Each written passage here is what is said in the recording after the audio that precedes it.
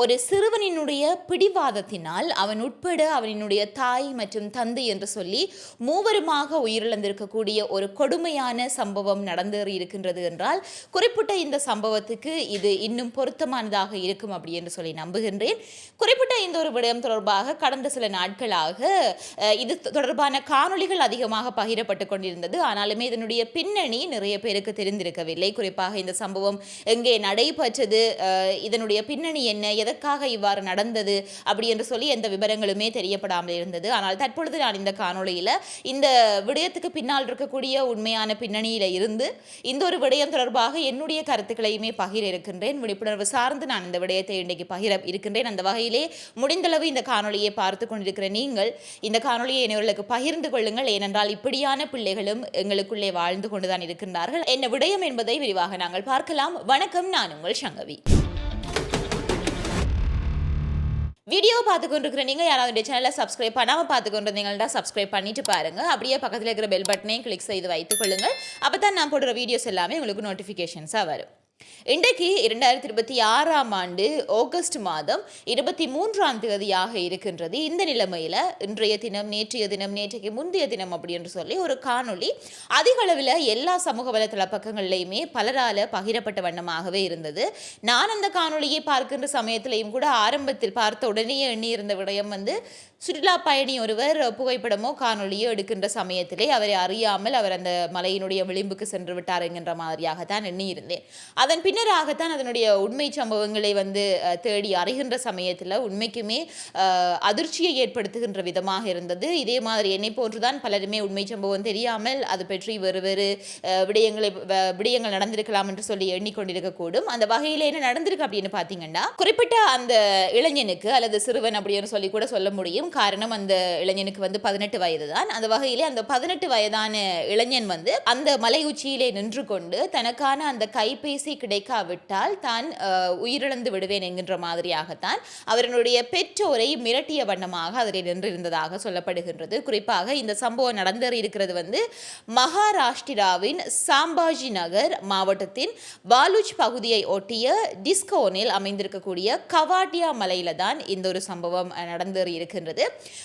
அதாவது தனக்கு ஐபோன் என்றது உங்களுக்கு தெரியும், இன்றைக்கு நிறைய ஆட்கள் அதனை வாங்குவதற்கு மிகவும் பிரியப்படுகின்ற ஒரு கைத்தொலைபேசி. இருந்தாலுமே ஏனைய கைத்தொலைபேசிகளுடன் ஒப்பிடுகின்ற பொழுது அதனுடைய விலை சற்றே அதிகம். சற்றென்றதனை விட மிகவும் அதிகமான ஒரு விலையில் விற்கப்படக்கூடிய ஒரு ஸ்மார்ட் போன். அந்த வகையிலே இந்த இளைஞனும் கூட தனக்கு ஐபோன் 15 Pro Max வாங்கி தர வேண்டும் என்கின்ற மாதிரியாக ஒரு கோரிக்கையை முன்வைத்து தான் தன்னுடைய பெற்றோரை மிரட்டிய வண்ணமாக அதில் நின்றிருந்ததாக சொல்லப்படுகின்றது. ஒரு சில செய்தித்தளங்களிலேயே இப்படியான விடயத்தையுமே பார்க்கக்கூடியதாக இருந்தது. இந்த நிலையில தான் கிட்டத்தட்ட இந்த ஒரு போராட்டம் என்றது, அதாவது அந்த இளைஞனை சமாதானப்படுத்துவதற்கான முயற்சி என்றது, நீங்கள் அதில் அந்த இளைஞன் போயிட்டு அதில் உடனே ஒரு 5-10 நிமிஷத்தில் எனக்கு நீங்கள் ஃபோன் வாங்கி தராட்டி நான் குதிச்சிடுவேன் அப்படி என்று சொல்கின்ற சம்பவம் அங்கே நடக்கவில்லை. அன்று நடந்தது காலை 10 மணியில இருந்து பிற்பகல் 1 மணி காணவுமே கிட்டத்தட்ட 3 மணித்தியாலயங்களுக்கு அந்த இளைஞனை சமாதானப்படுத்துறதுக்கு முயற்சி செய்திருக்கின்றார்கள். ஆனால் அந்த இளைஞன் அந்த விளிம்பிலேயே இருந்த வண்ணமாகவே இருந்திருக்கின்றார். இல்லை, எனக்கு தொலைபேசி வாங்கி தராவிட்டால் நான் குதித்து விடுவேன் என்கின்ற மாதிரியாக. இந்த சம்பவத்தில் உடனடியாகவே இப்படி ஒரு இளைஞர் அந்த மலை உச்சியிலே நிற்கின்றார் என்கின்ற ஒரு தகவல் காவல்துறையினருக்கு, மற்றது உள்ளூர் மக்களுக்கு, தீயணைப்பு படையினருக்கு தெரிய வந்ததுமே உடனடியாகவே விரைந்து அந்த இடத்துக்குமே வந்திருக்கின்றார்கள் அந்த இளைஞனை மீட்பதற்காக. முடிந்த அளவு அவரை சமாதானப்படுத்த முயற்சித்த சமயத்தில் அது தோல்வியடைந்த காரணத்தால் மலையடிவாரத்தினுடைய அடிப்பகுதியிலேயும் கூட வலைகள் விரிக்கப்பட்டிருந்திருக்கின்றது. ஒருவேளை அந்த இளைஞன் விழுந்தால் தாங்கி பிடிப்பதற்காக. இருந்தாலுமே அந்த இளைஞன் அடிக்கடி தன்னுடைய நிலையை மாற்றிக்கொண்டே இருந்திருக்கின்றார். இங்கே நிற்பது அங்கே நிற்பது என்று சொல்லி மாறி மாறி நின்று கொண்டே இருந்திருக்கின்றார். இதனால கீழே விரிக்கப்பட்டிருந்த அந்த வலையையும் கூட அவர்களால் இந்த இடத்தில் தான் அவர் நேரடியாக விழப்போகின்றார் என்றால் அந்த இடத்திலே அவர்கள் விரித்து வைத்திருப்பது சரி. ஆனால் இவர் அடிக்கடி இடத்தை மாற்றிக்கொண்டிருக்கின்ற பொழுது உடனடியாகவுமே அதனை மாற்ற முடியாத ஒரு சூழலுமே அங்கே இருந்திருக்கின்றது. இந்த நிலைமையில தான் அதன் பின்னராக அந்த இளைஞனுடைய தந்தை அந்த இடத்துக்கே அவரை சமாதானப்படுத்த முயற்சி செய்திருக்கின்றார். இருந்தாலுமே ஒரு கட்டத்தில் நேரடியாக சென்று ஒருவேளை தன்னுடைய மகனை இழுத்து விட்டால் அவரை காப்பாற்றி விடலாம் என்கின்ற மாதிரியாக அவர் அருகே சென்று அந்த இளைஞனை இழுக்க முயற்சித்த சமயத்தில் தான் அந்த இளைஞனுடைய சமநிலையும் சரி தந்தையினுடைய சமநிலையும் சரி இழந்து இருவருமாகவே அந்த மலையிலிருந்து விழுகின்றார்கள்.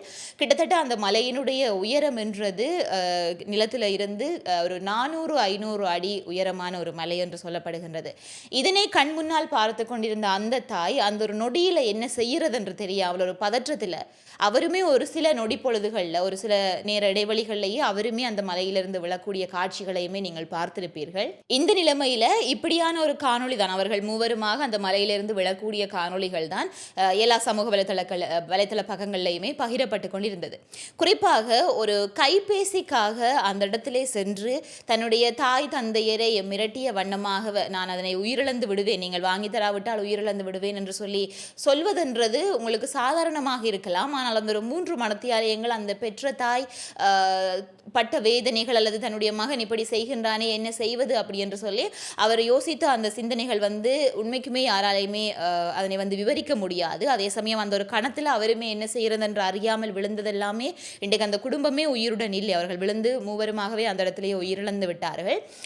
இந்த ஒரு விடயம் என்றது இன்றைக்கு நிறைய பேருக்கு ஒரு விழிப்புணர்வான ஒரு விடயம், விழிப்புணர்வை உண்டு பண்ணியிருக்கு என்று கூட சொல்ல முடியும். காரணம் இன்றைக்கு நம்மில் பல பேர் இவ்வாறாகத்தான் பிள்ளைகள் வளர்த்து கொண்டிருக்கின்றோம். காரணம் இந்த ஒரு இடத்துல இந்த இளைஞனில குற்றம் சொல்ல முடியுமா, பெற்றோர்களை குற்றம் சொல்ல முடியுமா என்று கேட்டால் உயிரிழந்தவர்கள் மீது குற்றம் சாட்டி இனிமேல் அவர்கள் உயிருடன் வரப்போவதும் இல்லை. ஆனால் இனிமேல் இவ்வாறான தவறுகள் நடக்கிறதுல இருந்து நாங்கள் வேறு வேறு குடும்பங்களை காப்பாற்றிக் கொள்ள முடியும். இது எந்தளவு தூரம் பாரதூரமான விடயம் என்பதனை ஒவ்வொருவருமே புரிந்து கொள்வோமாக இருந்தால் இவ்வாறான பிள்ளைகளை எங்களுடைய பிள்ளைகள் மீது நாங்கள் விடமாட்டோம் அப்படின்னு சொல்லி நம்புகின்றேன். குறிப்பாக எனக்கு ஏற்பட்ட 2 அனுபவங்கள். நான் படித்து கொண்டிருந்த காலப்பகுதியில் என்னுடைய உறவினர்கள் வீட்டில் நின்று படித்திருந்தேன். அதே சமயம் நான் நிறைய குடும்பங்களுக்குள்ளேயும் உறவினர்கள் வீடுகளுக்கே சென்று வந்த சமயத்தில் அவர்களுடைய பிள்ளைகள் வளர்ப்பில் 2 குடும்பங்களினுடைய ஒரு கதையை உங்களுக்கு சொல்வேனாக இருந்தால், அந்த பிள்ளை சிறிய பிள்ளை, ஒரு 5 வயது பிள்ளை. ஆனால் அந்த பிள்ளை இன்னொரு வீட்டுக்கு சென்ற சமயத்தில் அந்த பிள்ளையை விட சிறிய பிள்ளை ஒரு விளையாட்டு பொருட்களை வைத்து விளையாடி கொண்டிருந்தது. அதை பார்த்து இந்த பிள்ளைக்கு ஆசை வந்துவிட்டது. இவர் உடனடியாகவே சென்று தன்னுடைய தாய் தந்தையிடம் சொல்லுகின்றார், எனக்கு அது வேணும் அப்படி என்றதுமே இவர்கள் உடனடியாகவே என்ன செய்கின்றார்கள் என்றால் அந்த பிள்ளையிடமிருந்து வாங்கி, இவர்கள் போயிருக்கிறது அந்த பிள்ளையினுடைய வீட்டுக்கு, ஆனால் அந்த பிள்ளையிடமிருந்து வாங்கி இவரையும் விட சிறிய பிள்ளையாது அவரிடமிருந்து வாங்கி இவரிடம் கொடுக்கின்றார்கள் விளையாடுவதற்கு. விளையாடி முடித்து இவர்கள் வீட்டுக்கு வெளிக்கிடுகின்ற சமயத்திலே அதை அந்த சிறுவன் எடுத்துக்கொண்டே செல்கின்றான். அப்பொழுது இந்த சிறுமி அளவழிக்கிடுகின்றது. அப்பொழுது அவர்கள் அதை திருப்பி கொடுக்காமல் அதனை தங்களுடைய பிள்ளையுடனே கொண்டு போகின்றார்கள். அவர்களுக்கு சொல்லி போட்டு செல்கின்றார்கள் என்ன அப்படி என்றால், வேறொரு பொருள் நாங்கள் வாங்கி தருகின்றோம் என்கின்ற மாதிரியாக அந்த பிள்ளை தங்களுடைய பிள்ளைக்கு அதை கொடுத்து வாங்கிவிட்டு செல்கின்றார்கள். இன்னொரு சமயத்திலே இன்னொரு சிறுவன் பந்து வைத்து விளையாடி கொண்டிருக்கின்றான். அந்த பந்தை பார்த்து தங்களுடைய பிள்ளை ஆசைப்பட்டு விட்டது என்பதற்காக அந்த பிள்ளையிடம் சென்று அந்த பந்தை வாங்கி தங்களுடைய பிள்ளைக்கு கொடுத்திருந்தார்கள். ஆகவே இப்படியான 2 சந்தர்ப்பங்களை பார்க்கின்ற பொழுது எனக்கு உண்மைக்குமே ஒரு முகஞ்சுளிக்க வைக்கின்ற மாதிரியாகத்தான் இருந்தது. அன்றைக்கு நீங்கள் விடக்கூடிய பிள்ளைகள் தான், அன்றைக்கு நீங்கள் உங்களுடைய பிள்ளைகளுடைய வளர்ப்பு விடயத்திலே நீங்கள் விடுகின்ற பிள்ளைகள் இன்றைக்கு இந்த இளைஞன் தன்னுடைய தாய் தந்தையினுடைய உயிரிழப்புக்கும் தன்னுடைய உயிரிழப்புக்கும் காரணமாவது போன்றான ஒரு சம்பவத்தை நடக்கிறதுக்கான ஒரு ஆரம்ப புள்ளிதான் அது என்றது எத்தனை பேருக்கு தெரியும் என்றது தெரியாது. ஏனென்றால் இன்றைய காலகட்டத்தில் பிள்ளைகளை தங்களினுடைய வேலை சுகத்துக்காகவும் சரி, ஏனென்றால் இருவருமே தாய் தந்தை இருவருமே வேலைகளுக்காக சென்று வருகின்றார்கள். ஆகவே தங்களுடைய சுகத்துக்கு அழுது கொண்டிருந்து எங்களுக்கு கரைச்சலாக இருக்கின்றது என்கின்ற மாதிரியாக உணர்ந்து அவர்கள் என்ன செய்கின்றார்கள் என்றால் அவர்கள் கேட்பது எல்லாவற்றையுமே பெற்றுக் கொடுப்பது, வாங்கி கொடுப்பது, எல்லா இடத்துக்குமே என்னென்ன விடயம் அவர்கள் ஆசைப்படுகின்றார்களோ எல்லாம் அவர்களினுடைய ஃபிங்கர் டிப்ஸ் அப்படின்னு சொல்லுவார்கள் இல்லையா, அவர்கள் உடனடியாகவே அவர்களுக்கு கிடைக்கின்ற மாதிரியாக வழி சமைத்து கொடுப்பது. இது ஒரு கட்டத்தில் இவர்களுடைய வல்லமைக்கு மீறி ஒரு விடயத்தை அந்த பிள்ளை கேட்கின்ற சமயத்தில் இவர்களால் கொடுக்க முடியாமல் போகும். அந்த தருணத்தில் தான் இந்த எல்லா விபரீதமான நிகழ்வுகளுமே நடக்கும். ஆகவே முடிந்தளவு இப்படியான தவறுகளை நீங்கள் சிறு வயதிலே பிள்ளைகளுக்கு விடுவதை தவிர்த்து கொள்ளுங்கள். உங்களுடைய வளர்ப்பில் தான் பிள்ளைகளினுடைய எதிர்காலம் இருக்கின்றதை நிச்சயமாக நீங்கள் மறந்துவிடக்கூடாது. இது பற்றி உங்களுடைய கருத்துக்கள் எதுவாகினும் நீங்கள் கருத்து பரவலை பகிர்ந்து கொள்ளலாம். குறிப்பாக இது பற்றி உங்களுக்கு ஏதாவது அனுபவங்கள் இருப்பின் அவற்றையுமே பகிர்ந்து கொள்ளுங்கள். இந்த காணொலி உங்களுக்கு பயனுள்ளதாக அமைந்திருப்பின் லைக் பண்ணுங்க. இதே மாதிரியாக மற்றொரு காணொலியில் நான் உங்களை சந்திக்கிறேன்.